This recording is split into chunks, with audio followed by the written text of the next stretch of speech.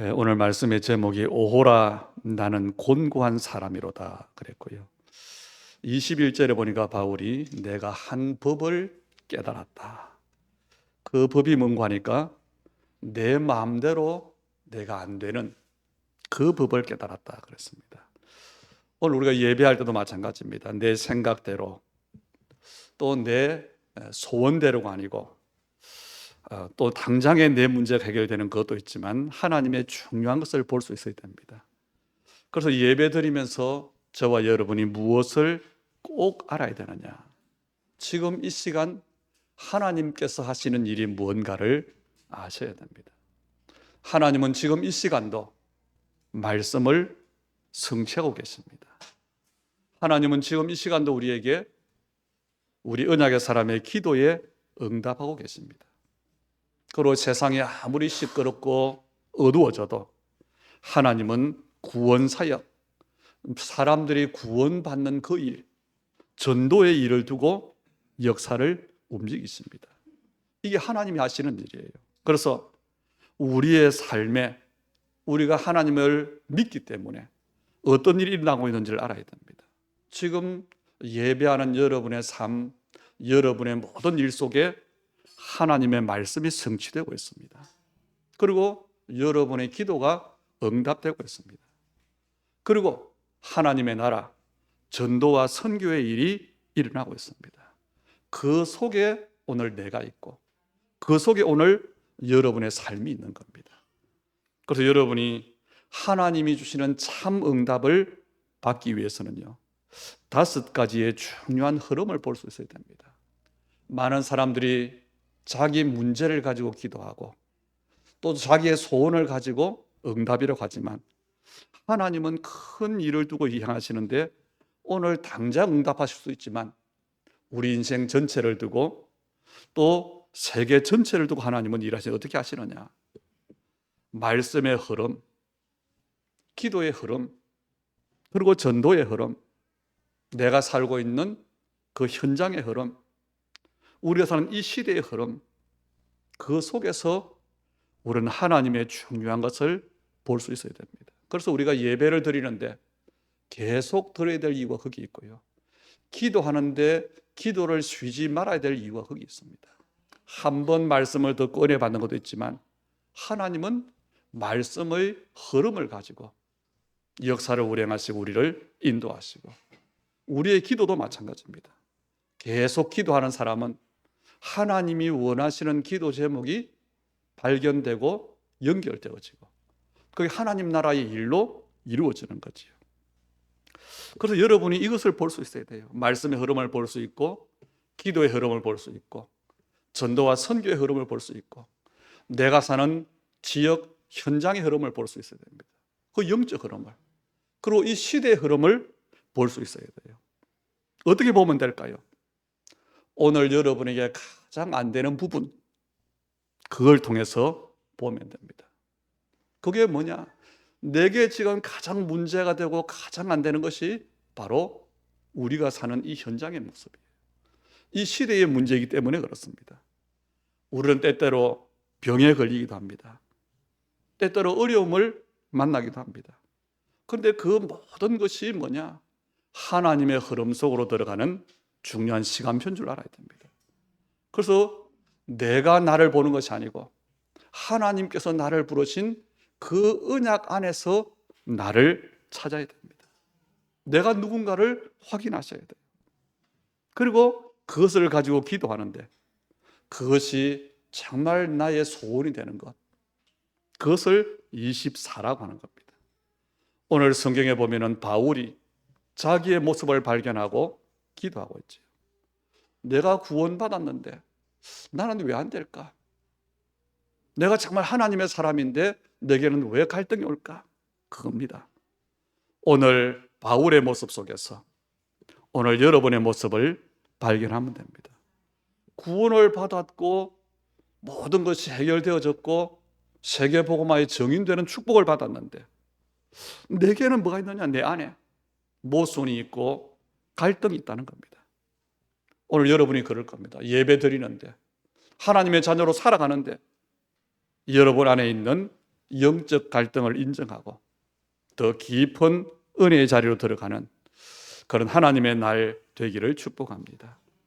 하나님의 자녀가 은혜를 받고 나면요, 전에는 하나님께서 하시는 것, 불신자들은 그런 말을 해요. 옛날에 제가 20, 30년 전에 전도를 하면요, 그 현장에 일하시는 분들은 그런 말을 합니다. 예수 믿고 교회 오라고 하면 교회 가는 사람은 팔자가 좋은 사람이다. 우리 같은 사람은 일요일도 비가 안 오면 일해야 된다고 했어요. 그게 현실이겠지요. 그래서 예수 믿는데 옛날에 많은 제약이 있어요. 어떤 사람은 술을 끊어야 되고 담배를 끊어야 되고 일하지 않으면 먹고 살 수가 없고, 그게 모든 것을 내 마음대로 못하는 것, 귀찮은 걸로 생각했어요. 그런데 정말 은혜를 받고 나면 하나님의 법이 얼마나 거룩한 것인지, 얼마나 선한 것인지를 알게 되는 겁니다. 우리가 어디 낭떠러지 같은 경치가 좋은 데 가면 난간이 쳐져 있잖아요. 그것은 우리를 못 가게 우리의 자유를 막는 게 아니고 안전하도록 하는 겁니다. 하나님의 말씀이 그럼을 알아야 됩니다. 하나님의 말씀이 얼마나 거룩하고 선하냐, 그게 발견되니까 바울은 뭐 했냐? 나는 죽게 발견돼요. 그리고 죄가 살아나는 발견이 되어졌어요. 로마서 7장 9절에 보니까 전에 율법을 깨닫지 못했을 때에는 내가 살았더니 계명이 내게 이르매 죄는 살아나고 나는 죽었도다 그랬어요. 우리가 하나님을 믿기 전에는 교회 다니는 기준과 살아가는 기준이 달랐어요. 전혀 죄가 안 되던 것, 전혀 양심에 거리낌이 없던 것, 이것들이 내가 하나님의 자녀가 되고 나니까 뭐가 되지요? 이제는 문제가 되어지는 겁니다. 13절은 조금 자세히 말하고 있죠. 오직 죄가 죄로 드러나기 위하여 선한 그것으로 말미암아 나를 죽게 만들었으니 이는 계명으로 말미암아 죄로 심히 죄되게 하려 함이라. 율법의 거룩함을 알게 되었을 때는 내 속에 혹 죄가 있어도 별것 아닌 것, 뭐 다른 사람도 다 하는데 그렇게 보여졌어요. 그런데 율법을 알고 나니까 죄가 더 크게 보이고 내가 더 악하게 보이는 겁니다. 이럴 때 나라고 하는 자신은 점점 있을 자리가 없어져요. 그래서 나는 죽는다는 겁니다. 전에 저는 예수를 믿어도요, 조금 도덕적으로 율법적으로 살아가지고 다른 사람과 비교해서 나는 좀 선하다, 그 생각들을 가지고 있어요. 그런데 복음을 알면 알수록 하나님 앞에서 보니까 내가 다른 사람보다 선하다고 하는 그 생각이 얼마나 악한 것인가를 깨달아졌어요. 다시 말하면 내 안에 있는 내 모습이 안 보여졌는데 보여지는 겁니다. 19절에 그랬지요. 내가 원하는 바 선이라고 하는 말이 나오죠. 다시 말하면 구원받은 사람이 하나님의 거룩함을 깨닫고 나니까 말씀대로 살고 싶은 마음이 생겨요. 그렇죠? 우리가 하나님 자녀답게 살겠다. 왜냐? 하나님께서 원하시는 게 뭔지, 하나님이 기뻐하시는 것이 뭔지가 내게 깨달아지니까 내가 그대로 살아야지, 믿음 생활을 잘해야지, 이런 마음이 생기는 겁니다. 21절도 똑같은 말이지요. 그러므로 내가 한 법을 깨달았노니 곧 선을 행하기 원하는 나에게 선을 행하기를 원하는 마음이 생겨요. 그리고 22절도 그랬지요. 내 속 사람으로는 하나님의 법을 즐거워하되, 말씀이 기뻐지고 은혜가 되고 이제 그런 일이 생기는 겁니다. 이게 은혜 받은 사람의 모습이에요. 하나님의 말씀을 생각할 때마다 너무 좋고 너무 즐거워하는 거지요. 즐거워한다고 하는 이 말은 인정한다는 말보다는 훨씬 더 그 의미가 강하지요. 인정하는 것은 어쩔 수 없이 인정하는 것도 있지만 즐거워한다는 말은 적극적으로 인정하는 겁니다. 하나님의 말씀을 늘 마음에 묵상하면서, 왜? 즐겁기 때문에 내 마음에 늘 말씀을 두고 묵상하고 하나님을 찬송하는 것, 이게 즐거워한다고 하는 의미입니다. 마치 시편 1편 2절과 같은 상태가 되는 거예요. 오직 여호와의 율법을 즐거워하며 그의 율법을 주야로 묵상하는도다. 우리가 은혜를 받으면 그렇게 됩니다. 말씀을 읽고 싶고 듣고 싶고 말씀이 기쁨이 되어지죠. 이 상태를 바울은 뭐라고 했느냐? 나는 죽고 죄는 살아난다 그랬어요. 내가 은혜 받고 나니까 선과 악에 대한 기준이 분명해지는 겁니다. 그리고 선을 행하고 싶은 마음이 생기는 겁니다. 이것이 하나님의 율법을 깨달은 사람의 받은 은혜입니다. 그런데 율법에 대해 오해하는 사람들은 이런 말을 합니다. 예수를 영접한 사람은 율법에서 해방됐어. 왜냐하면 예수님이 율법의 요구, 죄의 삭슨 사망이라고 하는 그 문제를 해결했기 때문에 내게 이제는 율법이 필요 없어. 나는 지금 은혜의 시대를 살고 있기 때문에 율법을 가지고 마음에 뭔가 가책을 느끼는 것은 복음을 못 누리는 거야. 그렇게 생각합니다. 맞는 생각일까요? 틀린 생각일까요? 이런 생각은 굉장히 큰 오해를 하고 있는 생각입니다. 우리가 율법에 대해서 죽었다고 하는 말은 율법이 없어졌다는 말도 아니고 율법이 필요 없다는 말도 아닙니다. 무슨 말이지요? 전에는 율법을 지켜야 구원받는다고 생각했는데 율법을 지킴으로 구원받는 것이 아니고 믿음으로 구원 얻은 사람이 됐다. 그 말이에요. 혹 율법을 내가 잘 지키지 못해도 구원받았기 때문에 망하지 않는다. 율법의 그 보응을 받지 않는다. 그 말입니다. 이것은 율법을 무시해도 된다는 말과는 다른 말이죠. 예수님도 요한복음 14장 21절에서 이런 말씀하셨어요. 나의 계명을 지키는 자라야 나를 사랑하는 자니. 예수님을 사랑하는 방법이 뭐냐? 계명을 지키는 거래요. 주님이 나를 사랑하려면 계명을 지켜야 된다. 그건 율법이 필요 없다. 계명이 필요 없다. 그건 틀린 말입니다. 구원받은 사람, 성령이 그 안에 들어와 있는 사람은요, 세 가지 은혜가 따라와요. 첫째는 영의 눈이 열려서 하나님의 법이 뭔지를 알게 됩니다. 두 번째는 그 마음에 선을 행하고 싶은 마음이 생깁니다. 그리고 세 번째는 하나님의 말씀을 즐거워하게 됩니다. 이 마음이 있는 사람이 구원받은 사람입니다. 그리고 우리가 구원받은 것도 참 기쁜 일이요, 감격스러운 일이지요. 그런데 구원받은 우리에게 안타까운 사실이 있습니다.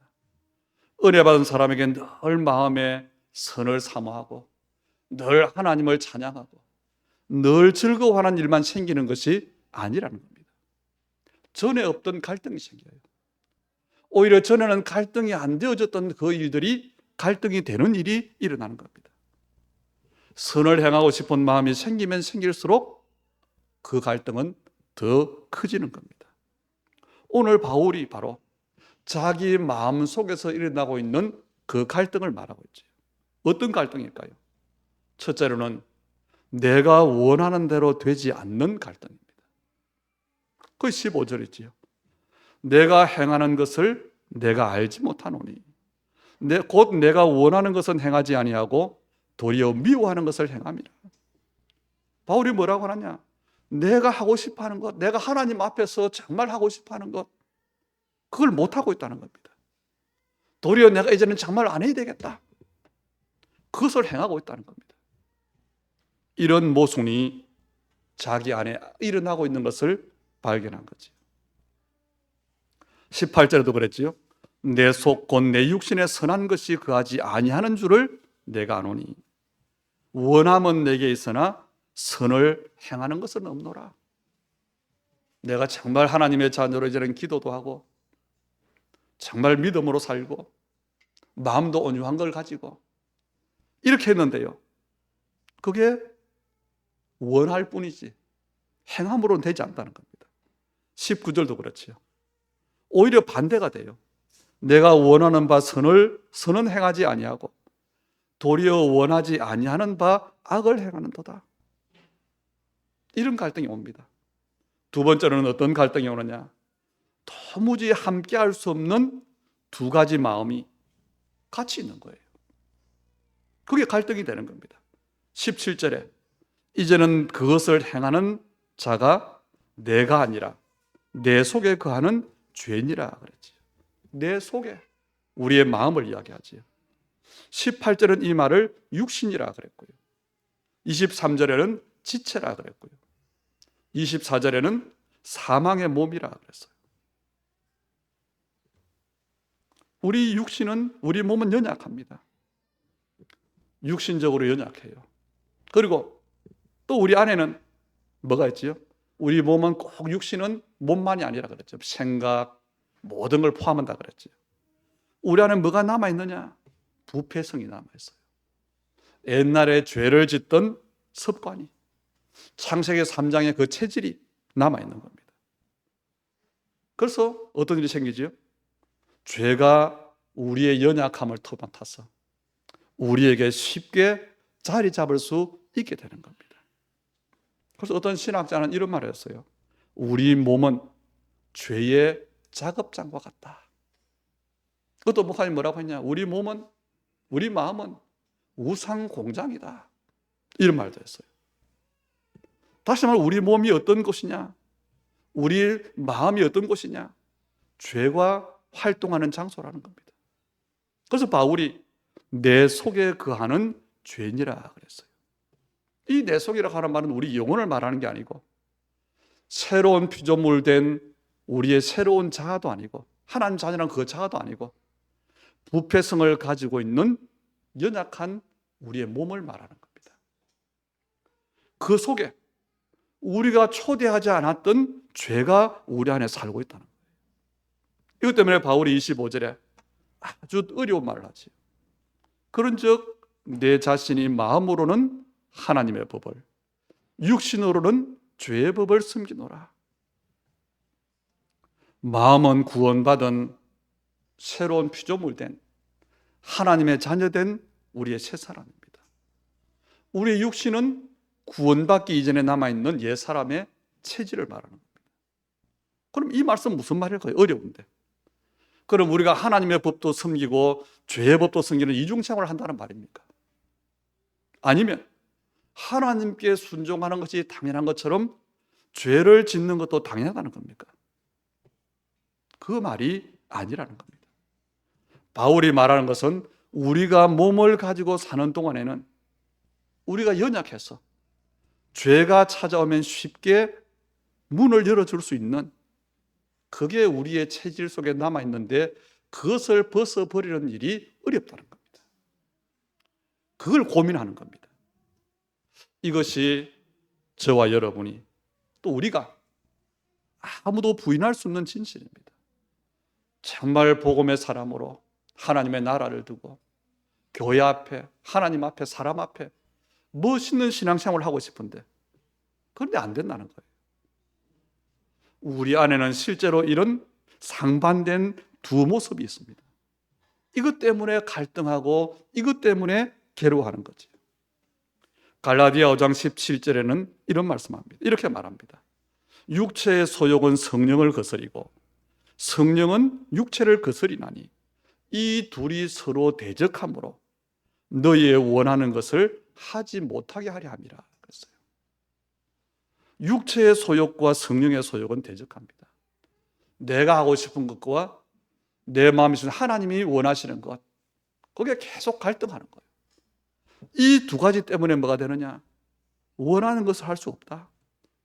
다시 말하면 내가 하나님께 순종하고 싶은 것을 못하는 겁니다.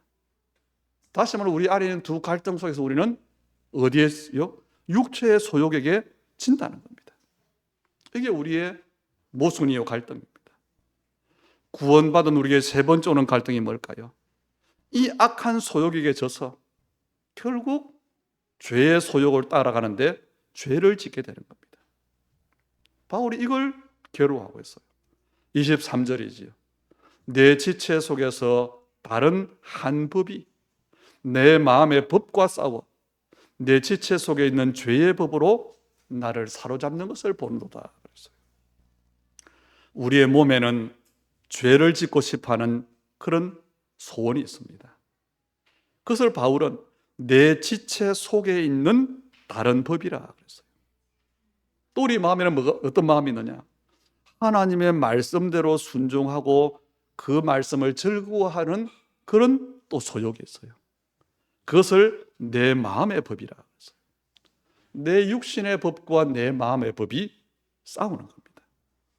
그런데 누가 이기느냐? 내 지체 속에 있는 죄의 법이 이긴다 그랬어요. 다시 말하면 우리는 구원받아 놓고 왜 하나님의 참 축복을 못 누리느냐? 영적 싸움에서 지는 겁니다. 그래서 원하지 않는 죄를 짓는 것이 우리의 삶이 되어지는 겁니다. 이런 모순이 우리 안에 있기 때문에 이런 모습을 바울이 발견하고 괴로워하는 겁니다. 구원받은 내가 왜 이럴까? 하나님의 자녀인데 왜 이럴까? 내가 정말 하나님의 뜻대로 살고 싶은데 왜 마음대로 안 될까? 그걸 탄식하는 겁니다. 이미 로마서 5장 1절에서 우리에게 이렇게 말씀하셨잖아요. 그러므로 우리가 믿음으로 의롭다함을 받았으니 우리 주 예수 그리스도로 말미암아 하나님과 화평을 누리자 그랬잖아요. 우리가 믿음으로 구원을 받고 하나님과의 관계가 회복되어지고 하나님과 함께하는 삶이 되어졌는데 하나님과 화평을 누려야 되는데 이런 일이 왜 일어나느냐? 정확히 말하면 우리의 옛사람이 죽어서 더 이상 죄의 종이 될 수 없는데 왜 이런 일이 일어나냐는 겁니다. 로마서 7장 6절에는 이렇게 말했지요. 이제는 우리가 얽매였던 것에 대하여 죽었으므로 율법에서 벗어났다 그랬습니다. 그런데 이런 일이 일어나고 있어요. 그래서 바울의 오늘 탄식이 뭡니까? 오라 나는 곤고한 사람이로다 그랬어요. 구원받은 자기 안에 일어나고 있는 이런 모순을 보면서 얼마나 괴로웠던지, 혹 내가 구원받지 못한 사람은 아닐까? 그렇게까지 절망감에 빠지는 겁니다. 거기 14절이지요. 우리가 율법은 신령한 줄 알거니와 나는 육신에 속하여 죄 아래에 팔렸도다. 아니 사람이 어떻게 팔립니까? 사람을 사고 파는 것은 누가 가능하지요? 노예는 가능해요. 다시 말하면 하나님의 자녀인 내가 죄의 종이 될 수 없었는데 죄에게 팔렸다는 겁니다. 다시 말하면 내 상태를 보니까 내가 죄의 종이 되었구나. 그 느낌이 들 만큼, 착각이 될 만큼 절망하고 있는 거죠. 여러분, 이렇게 되어지면, 이게 내 마음에 있다면 그러면 우리는 구원받기 전의 상태로 돌아간 겁니까? 아니라는 겁니다. 그걸 말하는 거예요. 바울의 이 말은 절망적인 표현 같지만 사실적인 표현이 아니고 감정의 표현이에요. 내가 느끼기를 도무지 이럴 수 없는데 우리가 스스로 막 그런 마음이 들 때가 있잖아요. 그런데 법적인 사실은 구원받은 것이 유효하다는 겁니다. 21절 말씀도 그 표현이지요. 내 지체 속에서 한 다른 법이 내 마음의 법과 싸워 내 지체 속에 있는 죄의 법으로 나를 사로잡아 오는 것을 보는도다. 실제로 구원받은 후에 우리는 죄를 범합니다. 그러나 아무리 큰 죄를 범한다 할지라도 구원받은 사람이 다시 불신자가 될 수는 없습니다. 누가복음 15장에 보면 탕자의 비유가 나오지요. 아버지의 유산을 아버지가 돌아가시기 전에 달라고 해서 멀리 도망가서 허랑방탕하다가 거지가 된 아들입니다. 이 아들이 도무지 살 길이 없어서 아버지 집으로 돌아오면서 자기 마음에 생각을 했어요. 너무 아버지 앞에 부끄러워서 면목이 없어서 뭐라고 합니까? 지금부터는 아버지의 아들이라 일컬음을 감당치 못하겠나이다. 이제 나를 품꾼의 하나로 보소서. 다시 말하면 아버지를 만나러 가면서 아버지 앞에 할 말을 준비한 거예요. 아버지의 마음을 아프게 하고 재산을 탕진하고 완전 망한 모습으로 돌아오는 나는 아버지의 아들이라고 말할 수 없습니다. 그건요 사실이 아니에요. 그렇다 할지라도 그 아들은 아버지의 아들이 맞습니다. 그렇죠? 감정의 표현이에요. 그 아들의 신분이 품꾼이 될 수는 없는 겁니다. 오늘 바울의 고백이 그 고백이에요. 오호라 나는 곤고한 사람이로다. 이 사망의 몸에서 누가 나를 건져내랴. 이 고백은요, 사실 우리 이야기입니다. 우리 안에서 일어나는 일, 우리가 늘 체험하잖아요. 육체의 소욕과 성령의 소욕 간의 갈등. 내가 은혜 받았는데, 내가 하나님이 원하시는 게 뭔지를 아는데, 그런데 그걸 하는 게 아니고 내 육체의 욕심을 따라가는 겁니다. 이것 때문에 우리는 가끔 영적으로 져서 죄를 짓기도 합니다. 그래서 우리는 솔직히 말하면요, 하나님께서 의롭다고 하셨기 때문에 의인이 맞지만 실제 우리의 모습은 죄인입니다. 믿음을 보면 의인인데 하는 행동을 보면 죄인처럼 보일 때가 많지요. 이렇게 우리는 이중적인 모습을 가지고 있습니다. 그래서 오늘 우리는 이 바울의 탄식을 보면서 우리가 뭘 체험해야 될까요? 이게 바른 신앙생활임을 알아야 됩니다. 이건 절망할 일이 아니고, 내가 신앙생활을 제대로 하고 있구나. 이 탄식이 전혀 없는 신앙생활은 오히려 문제가 있어요. 저는 말씀대로 살지 못하는, 그 말씀의 메시지대로 믿지 못하는 내 안에 있는 안타까움이 있어요. 내 마음에 감동이 올 때에 그 성령이 시키는 대로 하지 못하는 그 행동도 있습니다. 그래서 성령의 소욕과 육체의 소욕이 갈등하는 거예요. 저는 그러나 그것이 하나님께서 주시는 은혜라고 생각합니다. 그걸 통해서 다시금 우리는 뭘 붙잡아야 됩니까? 하나님께서 나를 도우셔야 돼요. 구원받았기 때문에 이제부터는 내 힘으로 내 마음대로 사는 게 아니고 항상 하나님의 은혜가 내게 있어야 되는 것, 그걸 고백하는 겁니다. 그리고 이 고백이 있음으로 말미암아서 우리는 더욱더 하나님 앞으로, 십자가 앞으로 나아가는 겁니다. 이사야서 6장 5절에 보면요, 이사야 선지자의 고백이 나와요. 이사야가 완전히 영적 흑암 시대에 하나님의 환상을 봤어요. 그리고 고백합니다. 화로다 나여 망하게 되었도다. 나는 입술이 부정한 사람이요, 나는 입술이 부정한 백성 중에 거주하면서 만군의 여호와이신 왕을 배웠음이로다. 하나님을 직접 본 사람은 죽어야 되잖아요. 그래서 탄식이에요. 정말 보통 사람들이, 다른 사람이 받지 못한 은혜를 내가 받았는데 그 은혜를 받고 보니까 내가 얼마만큼 초라한 사람인지, 얼마만큼 죄인인지, 그 탄식이에요. 우리가 하나님을 알면 알수록, 복음을 깨달으면 깨달을수록 내 안에 있는 더러운 것들, 내 안에 있는 갈등들이 보여지는 겁니다. 그래서 바울이 오호라 나는 곤고한 사람이로다.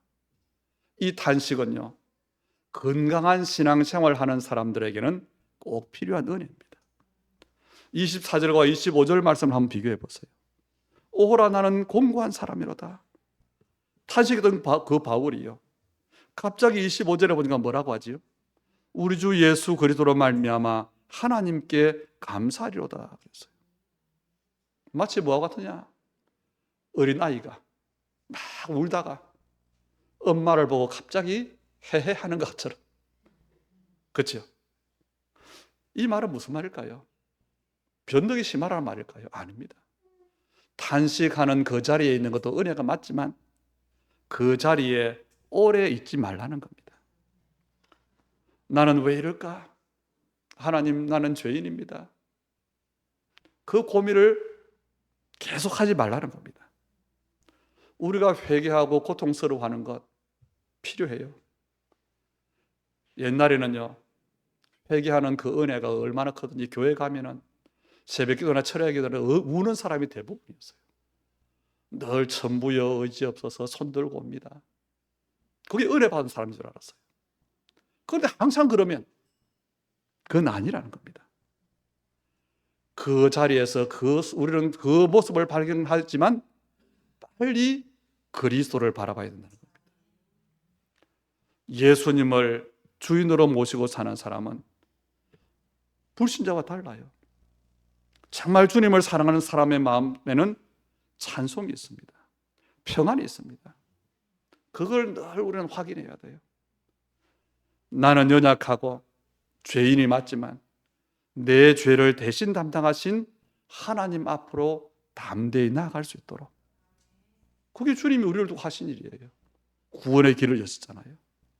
오늘 바울처럼 우리는 여전히 죄인의 삶을 살고 있는데 그럼에도 의인으로 의의 옷을 입혀주시고 감싸주시는 그 하나님 앞으로, 우리 연약한 줄 아시고 성령으로 함께 하시고, 우리는 내 문제도 해결 못하는데 사람 살리도록 땅끝까지 정인으로 세우시는 하나님의 그 은혜 속으로 빨리 들어가라는 겁니다.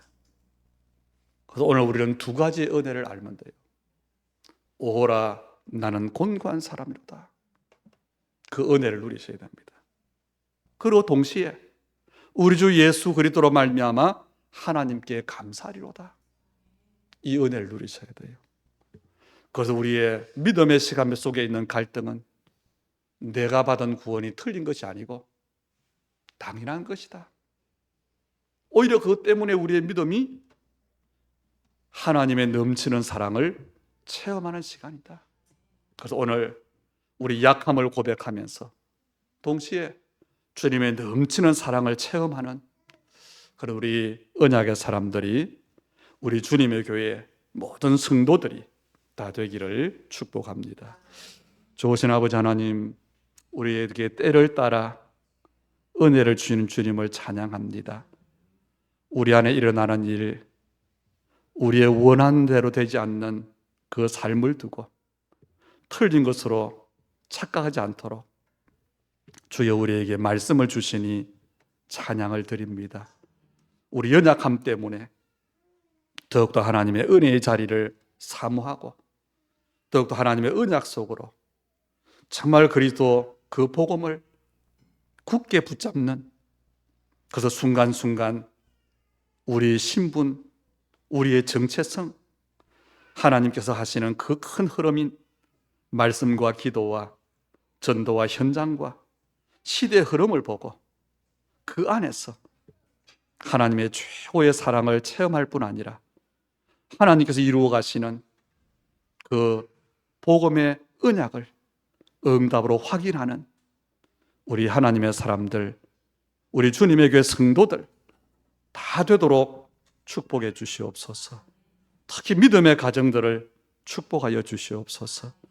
오늘 우리 예물드림을, 또 우리 하나님 말씀 들으면서 우리의 고백들을 주님 받아주시고, 우리는 연약한 고백을 할지라도 그러나 변치 않는 영원한 것, 세계복음화의 언약 앞에 부름받은 그 하나님의 성취 속에 있는 우리의 삶을 더욱더 확인하는 우리의 믿음들이 되게 도와주시고, 그 이유 때문에 오늘 우리 예물로 드리오니 10예물 드린 그 손에 말라기 3장에 흔들고 넘치는 축복으로 땅끝까지 복음이 전거되는 그 일에 정인되도록 축복해 주시며, 감사하는 우리의 고백들이 모든 것 속에 합력하여 선을 이루시는 하나님의 역사를 보는 삶이 되게 도와주시고, 참된 성전의 이유를 알고 전도 선교와 후대 운동의 이유를 아는 믿음의 고백들을 통해서 하나님의 나라와 의를 두고 약속하신 모든 것을 더하시는